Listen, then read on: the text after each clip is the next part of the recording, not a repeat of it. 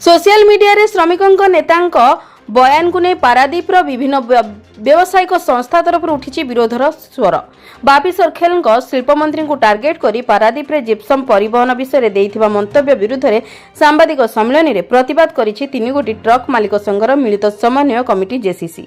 बापी सर्खेल कहवा अनुसार जेसीसी को कहीं प्रेसर करबा कहा इशारा रे परिचालित कहबा किंबा चाप प्रयोग करबा कथा को तीव्र विरोध करबा सहित एहा उपरे संपूर्ण विवरणी प्रदान करछि जेसीसी। 2011 मसिया रे इफ्को सहित जेसीसी रो चुक्तिनामा अनुसार 2019 मसिया पर्यंत इफ्को रु बाहर थिबा वर्ज्य जिप्सम परिवहन करथला जेसीसी। कोविड कटकणा कारणरू 3 वर्ष धरि ट्रक मालिक माने दुर्दिन रे गति करथबा बेले बेआईन भाव में किसी मुष्टिमेय व्यक्ति ट्रांसपोर्ट कंपनी गढ़ा सहित बाहर राज्यर किसी कंपनी मानक सहित मिसी बाहर राज्यर गाड़ी रे जिप्सम परिवहन करने द्वारा पारादीप 3 गोटी ट्रक मालिक संघर मालिक माने प्रभावित होते।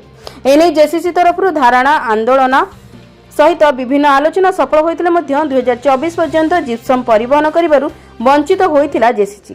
तेबे पारादीप विधायक भाव में संपत स्वाई निर्वाचित होई शिल्प मंत्री हेबा परे जेसीसी तरफ शिल्प मंत्री दृष्टि आकर्षण करिबा परे मंत्री को निर्देश क्रमे आज जेसीसी इफ्को 70% जिप्सम परिवहन करने सहित अंचल ट्रक मालिक माने लाभवान होइछंती।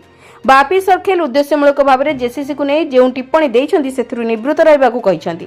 आमे जे समय दुर्दिन रे गति करथुलु से समय बापी सर्खेल केउंठी थिले बोली प्रश्न करबा सहित शिल्प मंत्री सहयोग रे आज जेसीसी रो सदस्य माने उपकृत हेउथिबा कौनसी राजनीति रे संपृक्त नथिबा जेसीसी को नहीं बेले बापी सर्खेल कोन पय अजथारे मुंड पुराउछंती बोली प्रश्न करछंती जेसीसी रो सदस्य। जगतसिंहपुर संतोष मलंक रिपोर्ट, जन अधिकार लाइव।